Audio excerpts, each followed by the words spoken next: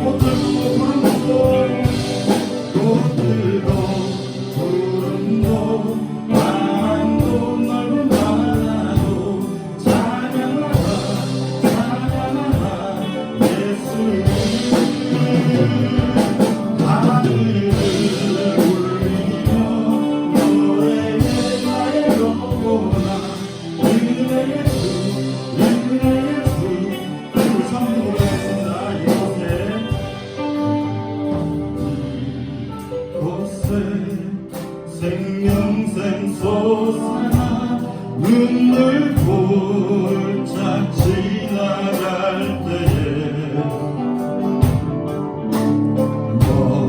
너잖아 열매 맺히고 웃음소리 넘쳐. 처음 다시 한번. 이곳에 생명샘 솟아, 생명샘 솟아 눈물 골짝 지나갈 때에 너잖아 열매 맺히고 웃음소리 넘쳐나. 꽃들도 푸른도 꽃들도 푸른도 바람도 넓은 바다도 찬양하라 찬양하라 예수를. 하늘을 올리며 노래해 나의 영혼아, 은혜의 주 은혜의 주 은혜의 나를 하늘이 열리고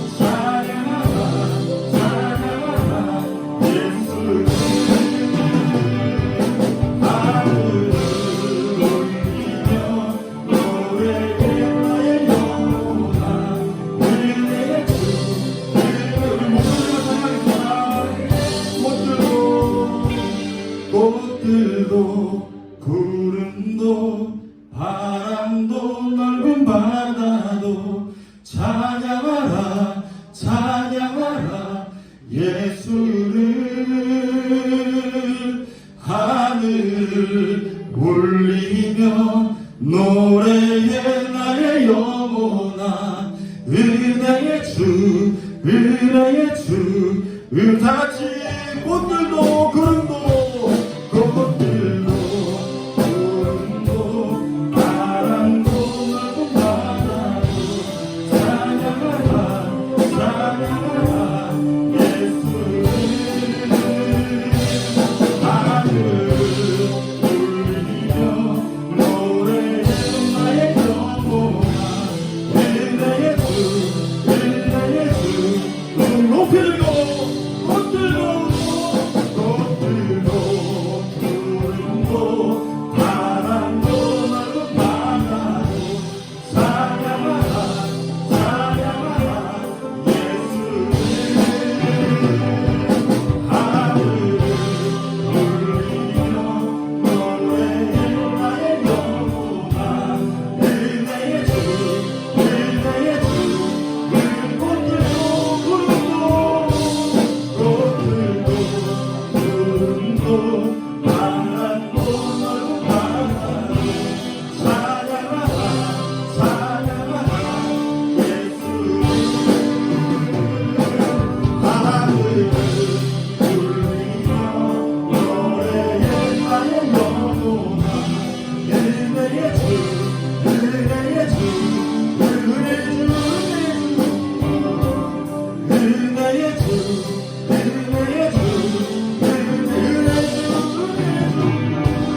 은혜의 주 은혜의 주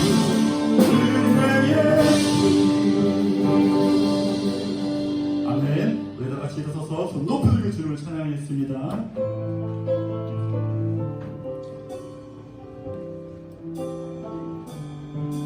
지금 저 있는 이곳에서 높이를 받으소서.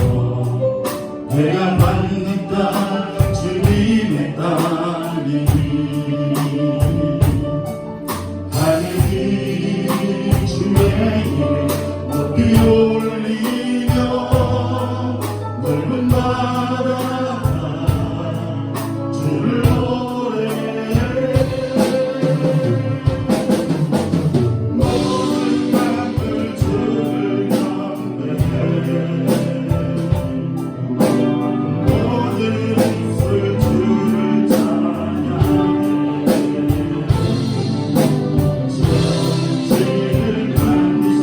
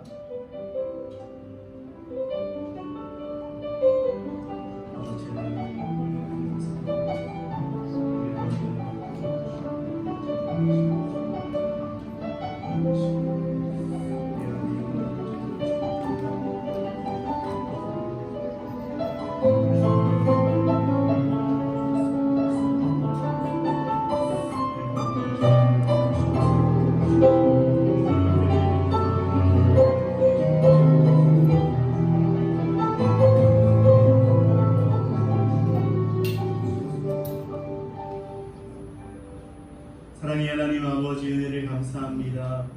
코로나로 인한 어려움 속에도 예배의 자리로 늘 우리를 인도해 주심을 감사합니다. 코로나 바이러스에 전염되지 않기 위해 늘 손을 씻고 마스크를 하면서 조심하지만 죄의 바이러스에는 무신경한 우리들을 긍휼히 여겨 주옵소서. 코로나 바이러스를 조심하듯이 죄의 바이러스를 조심하며 죄와 싸워 이길 수 있도록 인도하여 주시옵소서. 이 시간 주의 보혈 우리를 정결케 하셔서 주님의 보좌 앞에 담대히 나아갈 수 있도록 성령님 주장하여 주시옵소서. 예수님의 이름으로 기도하옵나이다. 아멘. 교독문 43번 교독하겠습니다. 여호와께서 다스리시니 만민이 떨 것이요 여호와께서 그 사이에 사랑하시니 땅이 흔들릴 것이로다. 시온에 계시는 여호와는 위대하시고 모든 민족보다 높으시도다. 주의 크고 두려운 이름을 찬송하시니 그는 거룩하시리로다. 능력 있는 왕은 정의를 사랑하시느니라. 주께서 공의를 견고하게 세우시고 주께서 야곱에게 정의와 공의를 행하시느니라. 너희는 여호와 우리 하나님을 높여 그의 발등상 앞에서 경배할지어다. 그는 거룩하시도다. 그의 제사장들 중에는 모세와 아론이 있고 그의 이름을 부르는 자들 중에는 사무엘이 있도다. 그들이 여호와께 강건하게 응답하시도다. 여호와께서 구름 기둥 가운데서 그들에게 말씀하시니 그들은 그가 그들에게 주신 진노와 은혜를 주셨도다. 여호와 우리 하나님이여 주께서는 그들에게 응답하셨고 그들의 하나님으로 확실하셨으나 그들을 용서하신 하나님이시니라. 너희는 여호와 우리 하나님을 높이고 그 성산에서 예배할지어다. 여호와 우리 하나님 거룩하시리로다. 아멘. 전능하사 천지를 만드신 하나님 아버지를 내가 믿사오며 그 외아들 우리 주 예수 그리스도를 믿사오니 이는 성령으로 잉태하사 공정녀 마리아에게 나시고 본디오 빌라도에게 고난을 받으사 십자가에 못 박혀 죽으시고 감사한 지 사흘 만에 죽은 자 가운데서 다시 살아나시며 하늘에 오르사 전능하신 하나님 우편에 앉아 계시다가 저리로서 산자와 죽은 자를 심판하러 오시리라. 성령을 믿사오며 거룩한 공예와 성도가 서로를 통하는 것과 죄를 사하여 주시는 것과 몸이 다시 사는 것과 영원히 사는 것을 믿사옵나이다. 아멘. 다 자리에 앉으셔서 찬송가 482장 찬송하시겠습니다.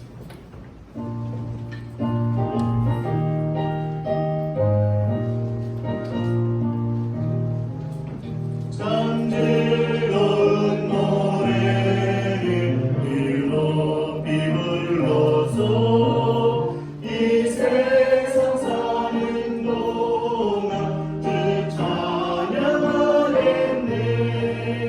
옥주 실산에 올라 멀리 바라보니 나 건너갈 요단강 흐려시 보이네.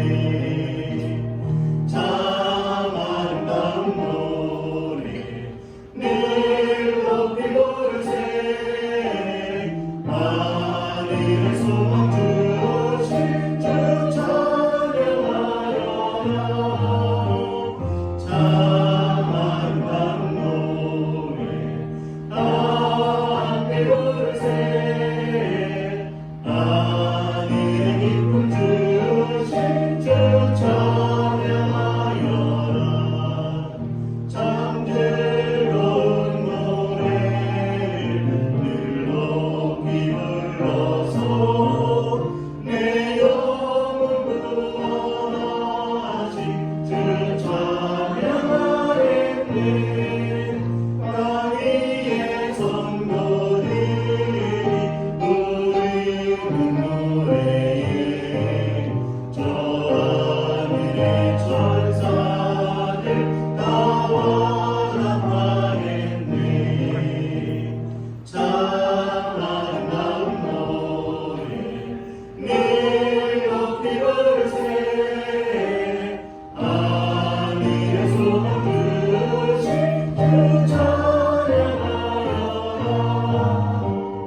참 아름다운 노래 함께 부르세. 하늘의 기쁨 주신 주 찬양하여라.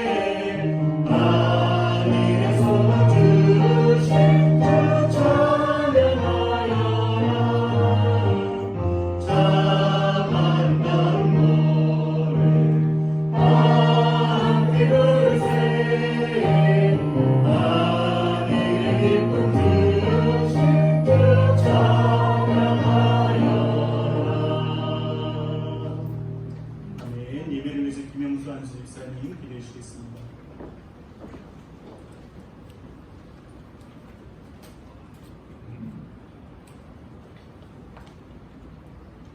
다 기도드리겠습니다. 그러므로 이제 그리스도 예수 안에 있는 자에는 결코 존재함이 없나니 이는 그리스도 예수 안에 있는 생명의 법이 죄와 사망의 법에서 너를 해방하였습니다. 아멘. 전능하신 사랑의 하나님, 한 주간도 크신 은혜 가운데 지켜주시고 이렇게 성전에 모여 주님을 예배할 수 있도록 인도해 주시니 감사와 찬송과 영광 올려드립니다. 정죄하지 않으시고 크신 사랑을 품으시는 하나님, 하지만 저희는 죄인입니다. 한 주간도 바리새인과 같이 거짓된 믿음과 거짓된 평안으로 나를 포장하며 여기가 좋사오니 스스로 판단하고 안주하며 게으름과 나태함에 빠져 맡겨주신 것들을 소홀히 하고 이 정도는 충분하다고 적당히 타협하며 자기 합리에 빠져 죄를 당연시하며 살았습니다. 나의 들보는 보지 않고 다른 사람의 허물만 들추어내어 편견을 갖고 함부로 정죄하며 살았습니다. 그 어느 것도 끊을 수 없는 하나님의 사랑을 의심하며 하나님을 때로는 원망하고 불평하며 살았습니다. 주신 것에 감사하지 않고 욕심 가운데 죄의 유혹에 빠져 살았습니다. 주님, 이 모든 것 회개합니다. 용서하여 주시옵소서. 죄에 대하여 철저하게 절망하는 마음 갖게 하여 주시고 날마다 말씀으로 비춰주시는 나의 죄를 십자가 앞에 다 내려놓고 간절한 마음으로 정직하게 회개하며 주님의 말씀과 부을려 씻겨지고 새로워지도록 도와주시고 정결함과 거룩함을 회복하여 죄의 종이 아닌 하나님의 종으로 순종하며 살아갈 수 있도록 도와주시옵소서. 모든 것을 합력하여 선을 이루시는 하나님의 말씀을 함부로 이용하여 자기 죄를 합리화하는 더 큰 죄를 범하지 않게 하여 주시고 철저하게 회개함으로 우리를 위해 독생자까지도 아낌없이 내어주신 하나님의 뜻이 온전히 삶 가운데 이루어지며 합력하여 선을 이루게 하여 주시옵소서. 코로나의 어려움 가운데 낙심하지 않게 하여 주시고 어려움 가운데서도 언제나 변함없이 함께 하시며 눈동자같이 지켜주시는 하나님의 손길을 놓지 않고 더욱더 하나님의 진리의 말씀 앞에 나의 삶을 돌아보며 죄짓지 않고 말씀대로 살아가려 몸부림치는 저희 삶이 되게 하여 주시옵소서. 지금 있는 이 자리에서 거룩한 하나님의 성령대로 살게 하여 주시고 환경을 탓하고 핑계대고 합리하고 변명하고 회피하고 편견에 사로잡히지 않게 하여 주시고 오늘 돌아가신 이 자리에서 예수님을 바라보면서 주님께서 베푸신 이 은혜의 구원의 은혜에 감사하며 나아간 저희 삶이 되게 하여 주시옵소서. 위기가 곧 기회라고 하듯이 우리의 믿음이 더 성숙되고 거룩해지며 모든 죄악을 벗어버리고 반석위에 더욱더 견고해져가는 시간이 되도록 인도하여 주시옵소서. 육신과 마음의 질병, 물질의 어려움으로 고통받고 신음하는 주의 자녀들을 기억하여 주시고 모든 삶 가운데 놀라운 소국이 음식이 넘치도록 채워 주시옵소서. 가정의 불화와 자녀의 문제로 힘들고 어려운 시간을 지나고 있는 주의 무릎들을 불쌍히 여겨주사 주의 회복과 평안이 다시 회복될 수 있도록 고쳐 주시옵소서.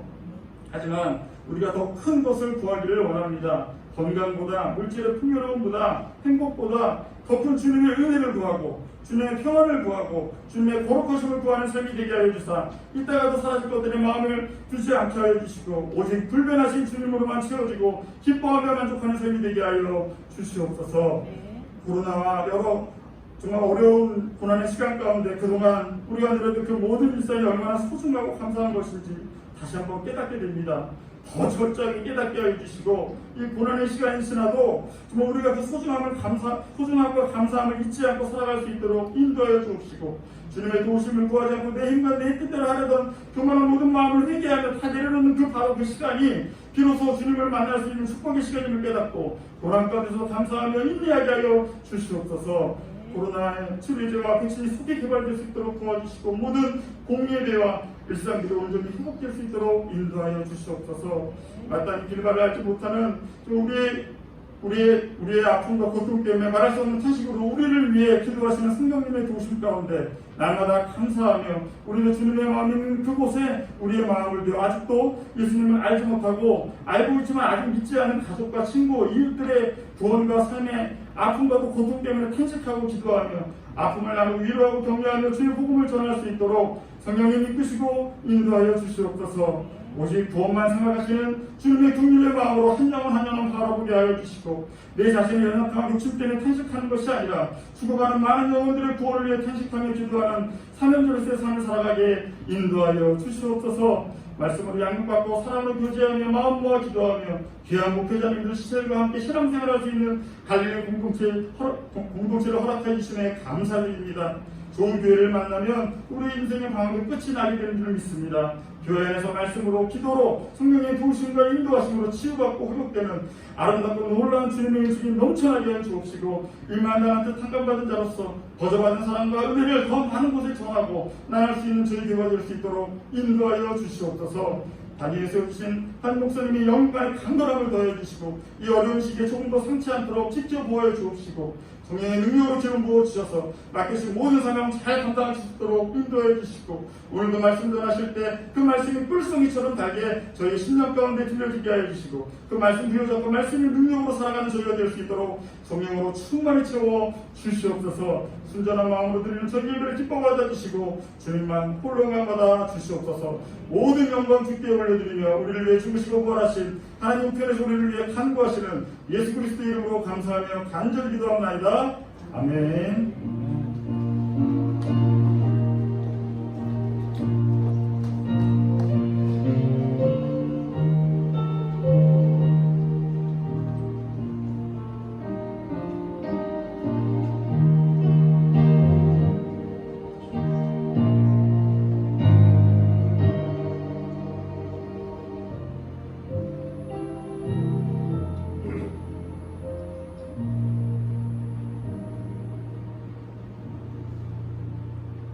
하나님 말씀 보겠습니다. 하나님 말씀은 요한복음 6장 5절에서 13절까지 있습니다.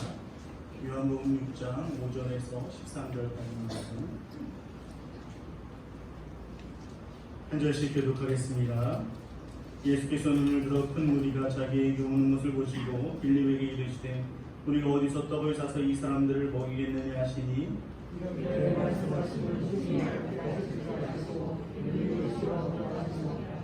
빌립이 대답하되 각 사람도 조금씩 받게 할지라도 200데나리온의 떡이 부족하리이다.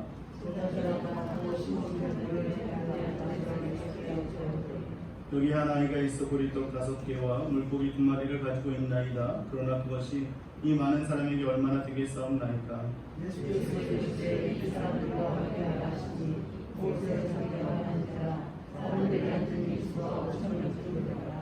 예수께서 떡을 가져 축사하신 후에 앉아있는 자들에게 나눠주시고 물고기도 그렇게 그들의 원대로 주시니라.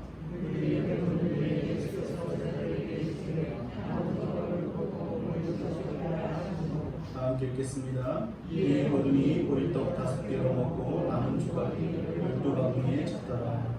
아멘. 공원 찬송 하나님께 올려드리겠습니다.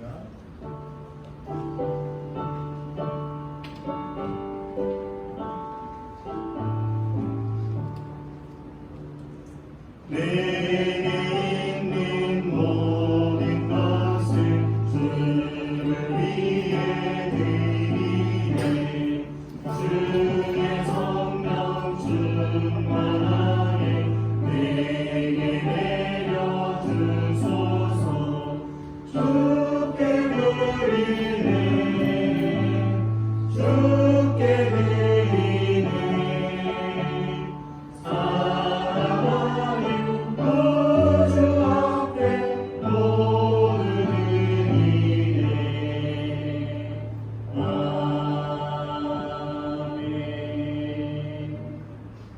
자녀들 건강 지켜주셔서 감사합니다. 함께 모여 예배할 수 있음에 감사드립니다. 범사에 감사합니다. 기도하겠습니다. 사랑의 하나님 아버지 은혜를 감사합니다. 삶의 일상도 삶의 좋은 일도 삶의 어려움도 합력하여 선을 이루시기에 오늘 우리가 이 자리에 있는 줄 믿습니다. 그 은혜 감사하여 작지만 우리의 마음을 담아 예물을 드리오니 주님 기쁘게 받아주시고 이 예물이 쓰이는 곳에 하나님의 사랑이 흘러넘치게 하여 주옵소서. 예물을 드린 손길들을 기억하시고 그 손에 하나님의 은혜로 그 모든 필요를 채우셔서 마음껏 주님을 사랑할 수 있도록 또 주님의 사랑을 전할 수 있도록 인도하여 주시옵소서. 특별히 코로나로 인하여 어려움 당한 성도님들과 육신의 질병으로 고통 가운데 있는 우리 성도님들을 위로하시고 치료하여 주셔서 주님께로 더 가까이 나올 수 있도록 인도하여 주옵소서. 예수님의 이름으로 기도하옵나이다. 아멘. 교회에서 말씀드리겠습니다. 코로나19 확산이 또 수도권을 중심으로 계속 되고 있는데요. 자신을 잘 지켜서 우리가 교회를 지키고 가정을 지키고 이웃을 지킬 수 있으면 좋겠습니다. 특별히 우리가 영적 코로나19 방역 수칙을 또 따로 정해서 153 캠페인을 하고 있는데 하고 계시죠? 네. 이 별것 아니지만 우리가 마스크 쓰는 거 별것 아니고 손 씻는 거 별거 아니지만 그것만 잘해도 코로나를 예방할 수 있듯이 우리가 이 153 캠페인을 잘해서 우리 영적으로 침체되지 않도록 자신을 지킬 수 있으면 좋겠습니다.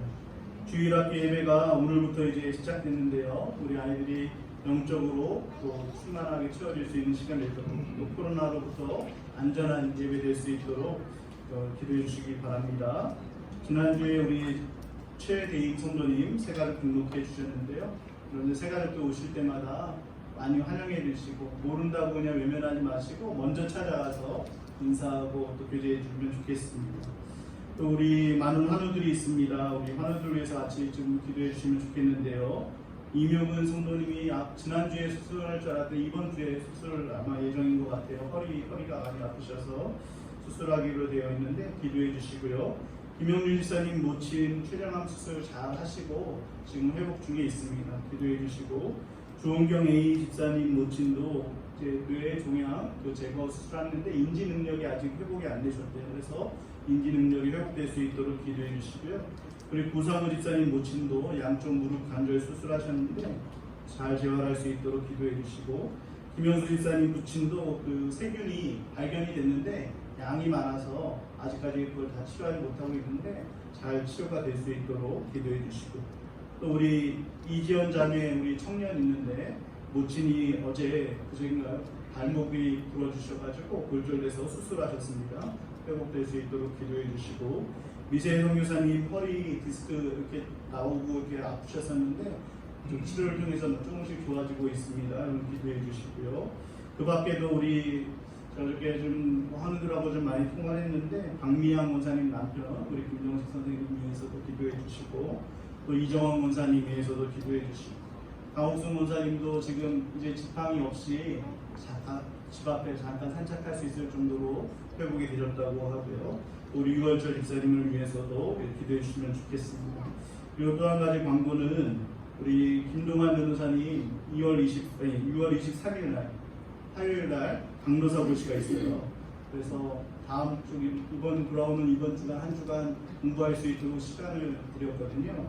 그러니까 여러분들 우리 이번 주간 한 주간은 김동환 변호사님께 절대 전화하지 마시고 문자도 보내지 마시고 공부에만 집중해서 교회에서 신경 안 써주셔서 떨어졌다는 얘기를 듣지 않고 또 기도해 주셔서 꼭 합격할 수 있도록 그렇게 기도해 주시면 좋겠습니다. 그리고 오늘 또 우리 6월 27일 날 결혼하는 우리 송인철 장모님, 노미경 원사님, 일단 송소영 자매님하고 우리 박세영 형제님 오셨는데 잠깐 일어나 주실까요? 네, 한번 박수로 축복하겠습니다. 안녕하세요. 행복한 가정 이룰 수 있도록 많이 기도해 주시고 축복해 주시면 좋겠습니다. 또 여러분 예배 후에 나가실 때 우리 최충신 장로님, 장신호 원사님 가정에서 떡을 준비하셨는데요. 하나씩 받아가셔서 이렇게 드시면 좋겠습니다. 할렐루야. 옆 사람과 한번 인사하겠습니다. 실수해도 괜찮습니다. 라고 인사하겠습니다. 한 번 더 인사할 때 부족해도 괜찮습니다. 라고 인사합니다. 왜냐하면 그런 우리를 주님은 빚으시고 채우셔서 능히 복음의 사명을 감당할 수 있게 하시기 때문입니다. 요즘 새벽마다 로마서 말씀 살펴보고 있는데요. 큰 위로가 되는 것은 신약시대 가장 유명하고 위대한 인물이며 세계의 역사를 바꾼 그 사도 바울도 스스로 자신을 무슨 사람이라고 그래요?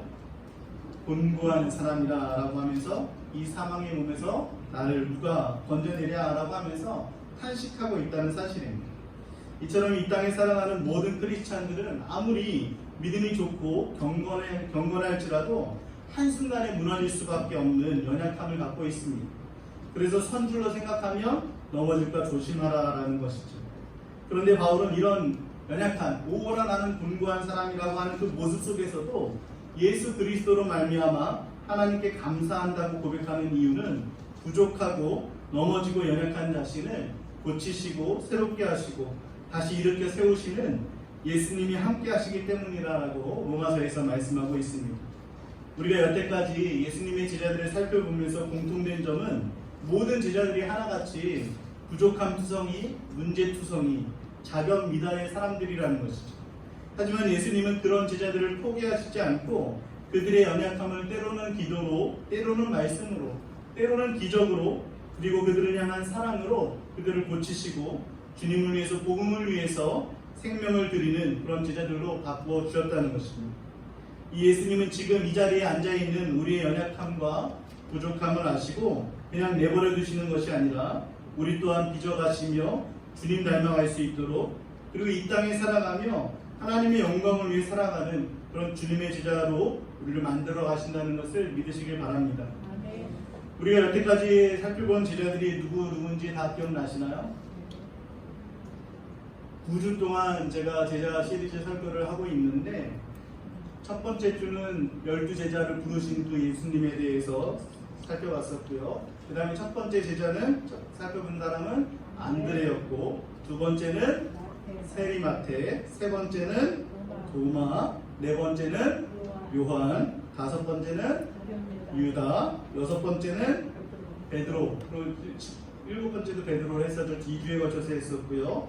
그 다음에 누구 했죠? 지난주에 누구 했어요? 나다나엘까지 살펴봤습니다. 이제 5명 남았는데요. 오늘은 빌립에 대해서 살펴보도록 하겠습니다.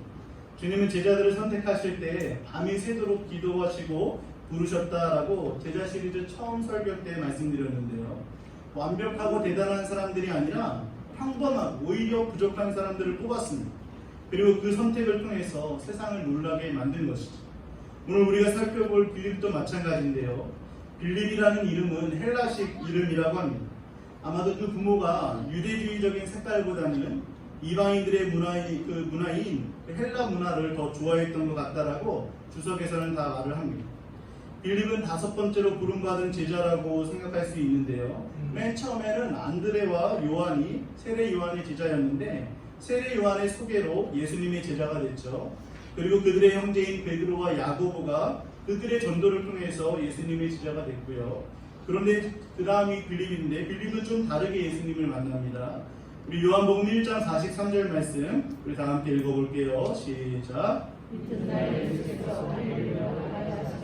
빌립을 만나 이르시되 나를 따르라 하시니, 여기 보면 예수님께서 갈릴리로 나가려고 하시다가 잠시 멈추었든지 아니면 방향을 틀어서든지 빌립을 만났다라고 합니다. 이 만났다라는 단어가 그냥 지나가다가 우연히 만났다라는 그런 의미가 아니고요. 이 단어는 헬라어 휴리스코라는 단어인데요. 이 단어는 find, 찾다라는 discover, 발견하다라는 그런 의미가 있습니다. 그러니까 예수님은 빌립을 일부러 찾으셨고 발견하셨고 마침내 만난 것임을 알 수 있다는 것이죠. 이처럼 예수님은 우리를 우연히 그냥 지나가다가 불러주시는 것이 아니라 우리를 다 아시고 일부러 우리를 찾아오신다는 것을 믿으시길 바랍니다. 그리고 빌립에게 거창하게 복음을 전하시거나 아니면 베드로처럼 개발하고 그 이름을 바꿔주시거나 그렇게 하시지 않고 다른 제자들과는 좀 다르게 부르시는데요. 나를 따르라 라고 이렇게 명령형으로 단호하게 부르고 있는 것을 볼 수 있습니다. 왜 예수님은 빌립을 일부러 찾아가 만났으며 그에게 나를 따르라고 단호하게 선포하셨을까요? 어쩌면 이 모습이 바로 빌립을 빚어가시는 그런 주님의 모습이라는 생각이 듭니다. 왜냐하면 빌립도 지난주에 우리가 살펴봤던 나다나엘처럼 매우 이성적이고 합리적인 사람이기 때문인데요. 그냥 베드로처럼 대충 분위기에 휩쓸려서 감정에 휩쓸려서 따라가는 사람이 아닙니다. 빌립이라는 이름이 헬라식 이름이라는 것도요. 그가 헬라의 문화에 합리적이고 이성적인 그 성향을 가진 사람이라는 것을 충분히 짐작할 수 있게 만들어줍니다. 주석을 찾아보니까 빌립이라는 이름의 뜻이 말을 사랑하는 사람이다라는 뜻이 있더라고요. 무슨 근거에 의해서 그렇게 말하는지 모르겠지만 아무튼 여러 책에서 그렇게 설명하고 있습니다. 물론 여기 나온 빌립은 사도행전에 나오는 빌립 집사하고는 전혀 다른 인물이라는 것을 알아야 혼동하지 않을 수 있습니다. 오늘 우리가 읽은 본문은 우리가 너무나 잘 알고 있는 오병이어 사건인데요. 제가 예수님의 7가지 표적에 대해서 2018년도에 살펴본 말씀이기도 한데요. 그때는 표적에 초점을 맞춰서 살펴봤다면 오늘은 빌립이라는 인물에 초점을 맞춰서 말씀을 살펴보려고 합니다. 우리 6장 5절 말씀 다 같이 한번 읽어볼게요. 시작. 예수께서 눈을 들어 큰 무리가 자기에게로 오는 것을 보시고 빌립에게 이르시되 우리가 어디서 떡을 사서 이 사람들을 먹이겠느냐 하시니, 예수님의 말씀을 듣고자 수많은 무리들이 하루 종일 예수님을 따라다니다가 저녁이 돼서 시장할 때가 된 것이죠. 그런데 예수님은 다른 제자들에게 묻지 않으시고 누구를 콕 집어서 물어보고 있습니까? 빌립이죠. 왜 하필이면 빌립에게 물어봤을까요? 그것을 6절에서 답해주고 있는데요. 6절 말씀도 함께 읽어볼게요. 시작. 이렇게 말씀하시면 신이 어떻게 하실지를 아시고 빌립을 시험하고자 하십니다. 예수님은 이 문제를 해결할 답을 이미 알고 계셨습니다. 그럼에도 불구하고 빌립을 시험하고자 질문을 하셨다는 것이죠. 여기서 시험하셨다는 것은 빌립을 망신주려거나 아니면 넘어뜨리려고 시험하신 것이 아니고요. 우리 주님께서 주시는 시험은 우리가 합격해도 때로는 실패해도 그 모든 것이 우리를 빚어가기 위함이라는 것이죠. 예수님께서는요, 빌립을 처음 찾을 때부터 빌립을 잘 아셨습니다. 어떤 부분이 고쳐져야 될 부분인지, 무엇이 빌립으로 하여금 믿음의 사람이 되는데 방해가 되고 있는지를 너무나 잘 아셨습니다. 그래서 지금 특별히 빌립을 시험했다는 것은 다른 말로 하면 빌립을 훈련시키고 있다라고 하는 것이 더 맞을 겁니다. 그렇다면 예수님은 빌립의 어떤 면을 훈련시키고 싶으셨을까요? 예수님께서 빌립에게 수많은 무리를 보시면서 우리가 어디서 떡을 사서 이 사람들을 먹일 수 있겠냐라고 이렇게 질문하시죠. 그러자 빌립이 대답합니다. 7절 말씀에 보면 빌립이 대답하되 각 사람으로 조금씩 받게 할지라도 200데나리온의 떡이 부족하리니. 각 사람으로 조금씩 받게 한다는 것은 각 사람에게 조금씩 양식을 나눠줘도 라는 그런 의미입니다. 어떤 주석에 보니까 이 부분을 각 사람에게 조금씩 돈을 거두어도 이렇게 해석하기도 했는데 이거 잘못 해석한 것이죠. 최소한의 양식, 가장 조금의 양식을 사람들에게 받도록 나누어 준다고 할지라도 얼마의 떡이 부족하다고 그러죠? 200데나리온의 떡이 부족하다. 이 계산이 벌써 딱 나온 거예요. 200데나리온의 떡이 부족하다는 계산이 나왔다는 것은요, 이미 그곳에 모인 사람들이 몇 명인지 다 파악이 됐다는 것입니다. 그리고 아무리 인원 파악이 됐다고 해도 남자만 5,000명, 여자와 아이들까지 합하면 최소 10,000명 이상의 사람들이 모였을 텐데 딱 보고선 한 번에 200데나리온의 떡이 부족합니다 라고 예산이 나온다는 것은 똑똑한 사람입니까? 아니면 별로 안 똑똑한 사람입니까? 똑똑한 사람. 저는 100명만 모여도 얼마가 나올지 예상을 못하겠어요. 근데 10,000명이나 모였는데도 조금씩만 줘도 200데나리온의 떡이 부족하다고 정확하게 계산이 나오는 걸로 볼 때 너무나 똑똑하고 치밀하고 계산이 빠른 사람, 그 사람이 바로 빌립이었습니다. 그런데 빌립이 200데나리온의 떡으로도 부족하다라고 말하는 것은 이 일이 가능하다라고 말하는 겁니까? 아니면 도저히 불가능하다라고 말하는 겁니까? 불가능하다라고 하는 것이죠. 아마도 빌립은 이러한 자신의 계산 능력과 판단 능력을 스스로도 대단하다고 생각했고 아마도 예수님께 너 똑똑하다라는 그런 칭찬을 받을 것을 기대했을지도 모릅니다. 예수님은 아마도 빌립이 이런 반응을 미리 아시고 빌립을 시험하신 것이죠. 또 한 가지 예수님께서 빌립에게 질문한 것은요, 지금 오병이어 사건이 일어나고 있는 이 동네가 어디입니까? 벳세다라는 곳이거든요. 빌립이 태어나서 살던 동네가 어디예요? 벳세다예요. 그러니까 빌립은 지금 벳세다에 어디에 가면 어떤 식당이 있는지 그리고 어떤 식료품 가게가 있는지 다 알고 있을까요? 모를까요? 다 알고 있어요. 그 모든 걸 계산하고 감안한다고 해도 200데나리온의 떡이 부족하다라고 이렇게 대답하고 있는 것이죠. 빌립의 계산적이고 이성적인 모습은 또 다른 본문에서도 나오고 있는데요. 요한복음 12장 20절에서 22절 말씀 우리 길지만 함께 읽어보겠습니다. 시작. 그들이 갈릴리 벳세다 사람 빌립에게 가서 청하여 이르되 선생이여 우리가 예수를 배웠고자 하나이다 하니 빌립이 안드레에게 가서 나가라. 빌립의 이름이 헬라식 이름이고 그의 사고와 문화가 헬라적 영향을 받았다라는 것을 알고 헬라인 중에 몇 명이 다른 제자가 아닌 누구를 찾아옵니까? 빌립을 찾아와요. 그래서 예수님을 만나게 해달라고 요청하죠. 하지만 이때 빌립의 머리가 복잡하게 계산을 하고 있습니다. 예수님이 분명히 마태복음 10장 5절에서 6절에 보면 이렇게 말씀하셨거든요. 예수께서 이 12를 내보내시며 명하여 이르시되 이방인의 길로도 가지 말고 사마리아인의 고리도 들어가지 말고 오히려 이스라엘 집에 잃어버린 양에게로 가라.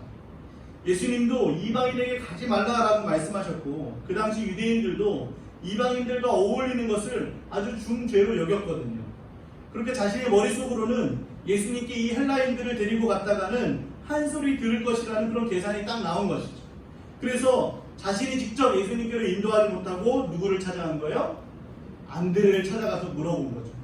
그런데 예수님은 오히려 그 헬라인들을 만나시고 그들을 축복하시고 그들을 통해서 이방에도 복음의 빛이 비춘 것을 기뻐하는 장면이 성경에 기록되어 있습니다. 이처럼 머리가 빨리 돌아가고 계산하는 사람, 그 사람이 바로 빌립이었는데요. 지난주에 살펴봤던 나다나엘을 전도하는 모습도 한번 생각해 보세요. 자신은 나름대로 머리를 굴린 거예요. 나다나엘이 율법에 심취해 있고 이성적인 사람이니까 모세의 율법에서 말한 그 메시아를 만났다라고, 그 사람은 나사렛 예수라고 나름대로 열심히 준비해서 전도를 했는데 전혀 예상치 못한 부정적인 반응이 나오지 않습니까? 그러니까 그제서야 어떻게 전도했어요? 어떻게 하라? 와서 보라, 이렇게 전도했잖아요. 이처럼 빌립은 철저히 이성과 지식으로 준비하고 그대로 움직이는 그런 사람이라는 것을 알 수 있습니다. 하지만 빌립은 분명히 요한복음 2장에 나오는 가나 혼인잔치에서 예수님이 물을 포도주로 만드신 것을 직접 목격했고 그 포도주를 맛본 사람이거든요. 요한복음 4장에서 왕의 신하가 죽게 되었을 때 예수님께서 말씀만으로 그 신하를 고치신 사건도 이미 알고 있었습니다. 요한복음 5장에서는 38년 된 그 안진뱅이를 일어나게 걷게 하신 것을 그 빌립의 두 눈으로 목격했습니다. 여러분, 이 모든 사건과 표적들은요, 인간의 계산과 똑똑함으로 해결할 수 있는 문제였습니까? 아니죠. 이것은 이성과 지식과 경험과 능력으로는 해결할 수 없는 일들입니다. 하지만 그 문제의 모든 문제 가운데 누가 그곳에 계셨어요? 예수님이 그곳에 계셨죠. 즉 예수님이 답이시고 예수님이 해결책이시고 능력이라는 것입니다. 그런데 빌립은 그런 수많은 표적들을 경험했음에도 불구하고 그 표적들이 빌립의 믿음을 전혀 강화하지 못하고 있다는 것을 예수님이 아셨던 겁니다. 물을 포도주로 바꾸어도 죽어가던 사람을 말씀으로만 고친 것도 38년이나 안진뱅이 된 사람을 고친 것도 빌립의 이성과 계산을 깨뜨리고 그 안에 믿음이 심겨지지 않으니까 예수님은 오병이어 사건을 통해서 빌립을 직접 시험하시고 고쳐주고 있다는 것이죠. 빌립에게 있어서 예수님을 믿는 믿음의 가장 큰 방해가 된 것은 바로 그의 장점 때문입니다. 그의 똑똑함 때문이고 합리적이고 이성적인 사고 때문이죠. 빌립의 계산은 정확했습니다. 틀리지 않았습니다. 그런데 그 계산에 예수님이 계시다는 그 계산을 빼먹은 것이죠. 제임스 몽고메리 보이스라는 목사님은 이 부분에 대해서 이렇게 말씀했습니다. 빌립은 계산했습니다. 그러나 누가 계신 것을? 예수님이 계신 것을 헤아리지 못했습니다. 교회 안에서도 이런 일들은 비일비재하게 일어납니다. 교회 사역이라는 것이 합리적이고 이성적인 것만으로는 할 수 없습니다. 물론 우리가 1년의 계획을 세우고 예산을 세우고 그의 중에서 집행하는 건 너무나 중요합니다. 하지만 그것이 절대 기준이 돼서는 안 된다는 것이죠. 왜냐하면 그 계산에서 예수님이 빠졌을 수도 있고 하나님의 계산법과 그 계산법이 다를 수도 있기 때문에 그렇습니다. 저도 처음에 부임하고 나서 우리 교회 그 부채를 생각하면서 계산기를 두드려 봤다라고 제가 말씀드렸잖아요. 그런데 정확히 빌립과 같은 결론이 나오더라고요. 매년 조금씩 갚아 나간다 할지라도 절대로 갚을 수 있다 없다? 없다. 하지만 하나님께서 귀한 가정의 헌신과 또 여러 성도님들의 헌신을 통해서 계산기 두들겨서는 나올 수 없는 답을 우리에게 보여주시지 않았습니까? 예수님께서 빌립에게 가르쳐주고 싶었던 것이 바로 그것입니다. 너가 안 된다고 생각하는 그것들이 내가 함께하면 된다는 것을 보여주시고자 하신 것이죠. 우리는 어떤 문제가 발생하면 그 문제를 내 지식과 경험으로 해결하려고 노력합니다. 그리고 내 방법으로 답을 내려고 할 때가 많죠. 그런데 그 답이 대체적으로 믿음의 방향과는 다를 때가 많다는 것입니다. 결국 내 지식과 내 경험과 나의 잘한다고 생각하는 그 장점 때문에 예수님의 그 크신 역사를, 능력을 구하지 못하게 되는 일들이 많게 되는 것입니다. 여러분은 삶 속에서 크고 작은 기적들을 자주 경험하고 있습니까? 아멘이 없으시네요. 예수님이 함께함으로 인해서 여러분의 삶 속에 구체적으로 응답해 주시는 은혜를 경험하고 계십니까? 어쩌면 이 가운데는 문제가 있어도, 어려움이 있어도 그 문제를 주님께로 들고 가지 않기 때문에 주님의 그 놀라운 은혜와 능력을 경험하지 못하고 있는 그런 분들이 있을지도 모릅니다. 빌립이 만약에 예수님, 제 계산으로는, 그리고 제가 이 지역에 대해서 잘 알고 있는 바로는 도저히 이 사람들을 먹일 수 없습니다. 하지만 주님이 여기 계시니 주님은 무엇이든지 할 수 있습니다 라고 그 문제를 가지고 주님께 나갔다면 그 빌립의 믿음대로 되게 되는 그런 믿음의 체험을 할 수 있었을 겁니다. 사랑하는 성도님들, 혹시 여러분이 신앙생활 하는데 여러분의 장점이, 여러분이 자신만만해하고 자랑하는 그것들이 오히려 하나님의 은혜와 능력을 경험하는데 장애물이 되고 있지는 않습니다. 주님께서 역사하실 마음의 여백이 여러분 안에는 남아 있습니다. 오늘 말씀을 통해서 내 방법, 내 경험, 내 지식을 내려놓고 우리 주님께 그 문제를 믿음으로 들고 나가서 맡길 수 있는 믿음의 여백을 소유하는 그런 우리 성도님들 되시기를 주님의 이름으로 축원합니다. 또 한 가지 주님은 이 사건을 통해서 빌립을 훈련시키고자 하는 것이 있었는데요. 오병이어 사건은 사복음서 전체에 기록되어 있습니다. 우리 마가복음 6장 34절 말씀 우리 함께 읽어보겠습니다. 시작. 그 목자 없는 양 같음으로 인하여 불쌍히 여기사 이에 여러 가지로 가르치시더라. 예수님은 오병이어 사건 당시 큰 무리를 보시되 어떻게 여겼다라고 말씀하고 있습니까? 불쌍히 여겼다라고 말씀하고 있습니다. 예수님은 10,000명이 넘는 그 무리를 보시면서도 한 사람 한 사람을 불쌍히 여기셨고요. 심지어 그들의 이름도 아시고 그들의 문제들도 다 아셨습니다. 심지어 그들의 배고픔, 육신의 배고픔뿐만 아니라 영적인 배고픔까지도 알고 계셨습니다. 이처럼 우리 주님은 이 자리에 우리 많은 성도님들이 앉아 계시지만 우리 한 사람 한 사람을 다 아시고 우리의 문제를 아시고 필요를 아시고 우리의 영육의 배고픔을 보시면서 우리를 불쌍히 긍휼히 여겨주시는 분이라는 사실을 믿으시길 바랍니다. 하지만 반대로 빌립은요, 지금 이 무리를 어떤 시선으로 보고 있냐면요, 하나의 무리로, 그리고 숫자로, 그리고 이 무리가 자기가 알아서 먹는 문제를 해결하고자 각자 집으로 갔으면 좋겠다, 그런 마음으로 이 무리를 보고 있다는 것이죠. 그래서 마가복음 6장에 보면요, 무리를 마을로 보내서 무엇을 사먹게 하는 것이 어떻습니까? 예수님께 묻는 장면이 나옵니다. 예수님과 빌립의 시선의 차이가 느껴지시나요?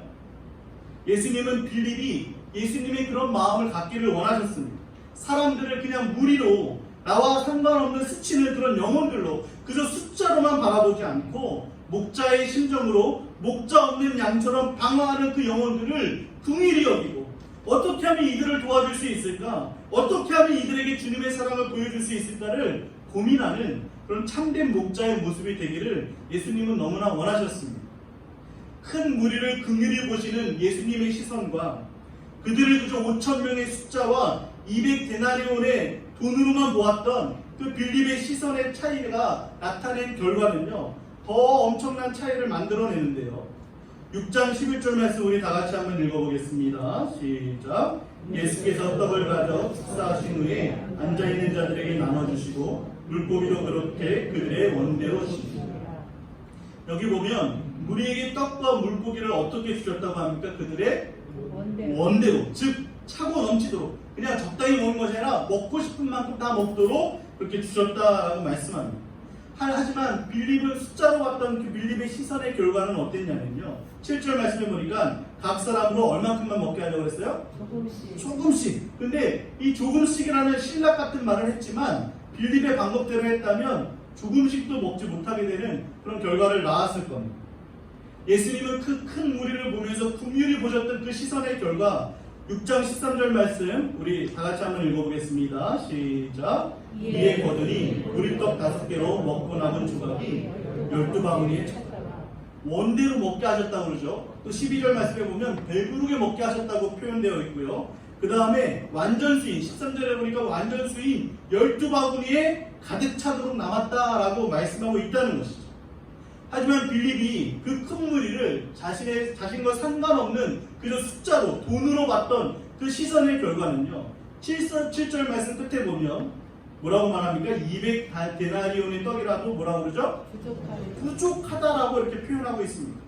요한 사도는 이것을 아주 교묘하게 이렇게 대조하고 있는 것 같아요. 빌립은 자신의 똑똑함과 계산으로 이 문제를 바라봤지만 그 결과는 조금씩도 먹지 못하고 부족한 뿐이었지만 예수님의 계산과 긍휼히 여기시는 사랑은요, 원대로 먹고도 차고 넘치는 그 상징인 12바구니에 가득 차도록 남아있다는 것이죠. 사랑하는 성도님들, 예수님의 시선으로 영혼들을 바라볼 수 있기를 바랍니다. 나만 알고 내 가족만 알고 다른 영혼들의 필요를 외면하고 긍휼히 여기는 그런 마음이 우리 안에 없을 때 우리는 늘 조금씩이라는 단어처럼 그리고 부족했다고 하는 그런 결과들을 맞이하게 될 것입니다. 하지만 우리가 예수님의 사랑으로 영혼들을 불쌍히 여기고 긍휼히 여기는 마음을 갖고 그들을 섬기고자 하는 그 목자의 심정을 가질 때 우리 주님은 우리의 삶 속에 원대로 그리고 차고 넘치게 남을 수 있도록 채워주시는 그 은혜를 부어주실 줄로 믿습니다. 아멘. 지난주에는 코로나로 인하여서 성도들을 대면하는 것이 위험하긴 하지만 몇 달 동안 얼굴도 못 배웠던 어르신들을 찾아가 배웠습니다. 밖에도 못 나가시고 아무도 찾아오지 않는 그 집에서 그래도 믿음으로 살아보시려고 찬송가가 나오는 그 반주기를 틀어놓고 찬송하고 계시더라고요.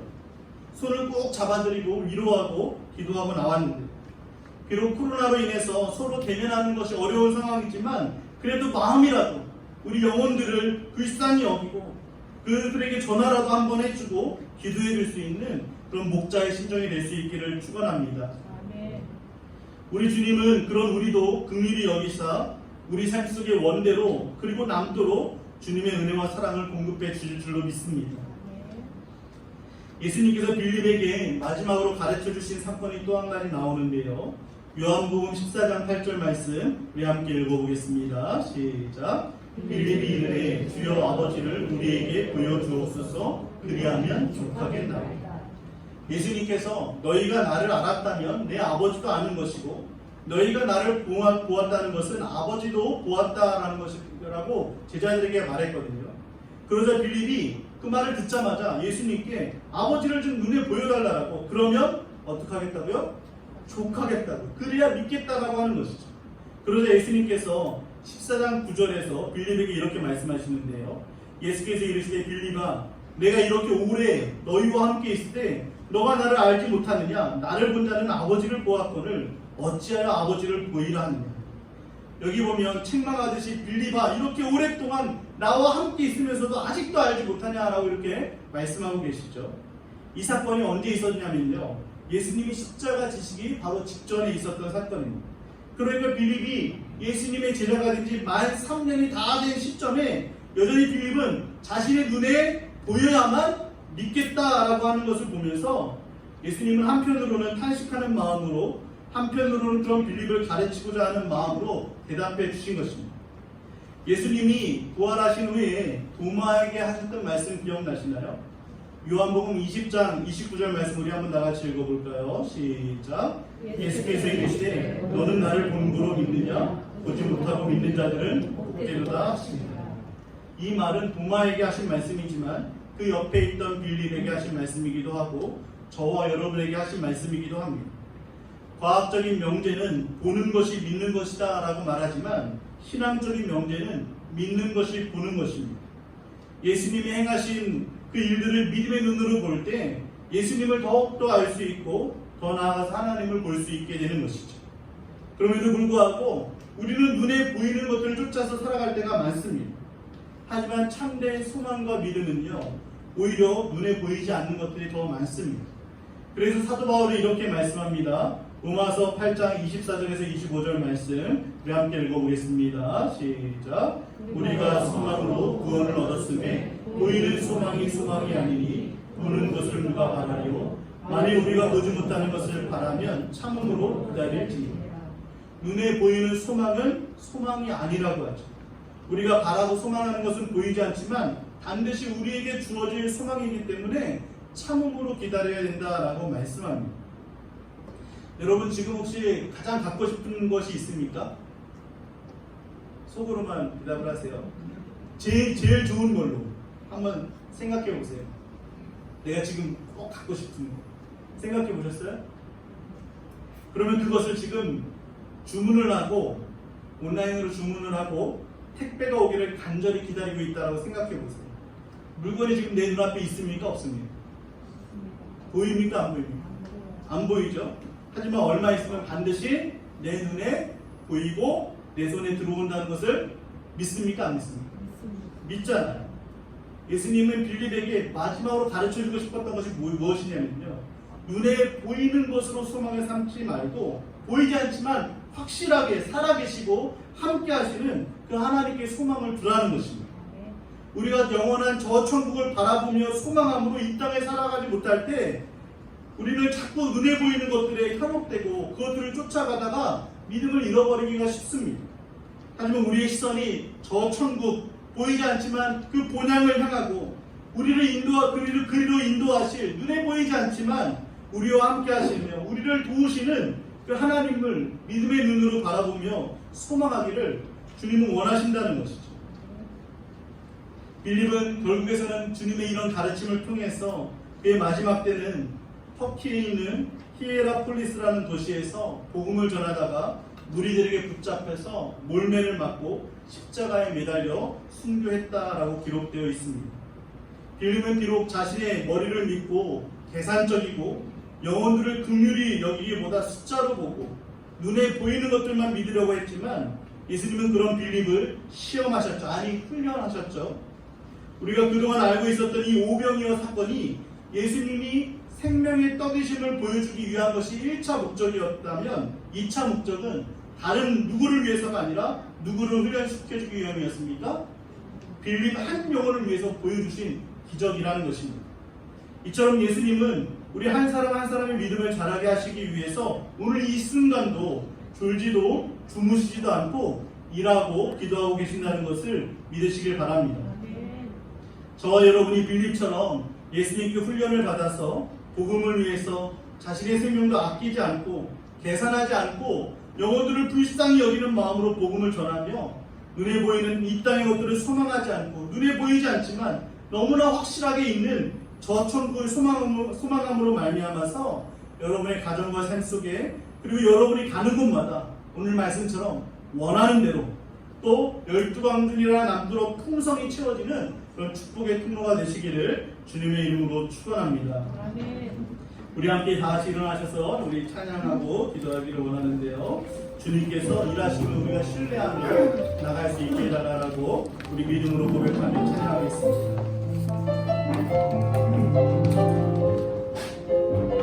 날이 저물어 갈 때, 날이 저물어 갈 때, 힘들에서 걸을 때, 그때가 하나님의 때, 내 힘으로 안 될 때, 왼손으로 걸을 때, 내가 고백해 여호와 주가 일하시네 주가 일하시네 주께 아끼지 않는 자에게 주가 일하시네 주가 일하시네 죄악없는 자에게 우리 모인 이곳에 주님 함께 계시네 누리네 아버지 위에 저는 덕과 물고기 내 모든 걸 들을 때 모두 고백해 여호와 주가 일하시네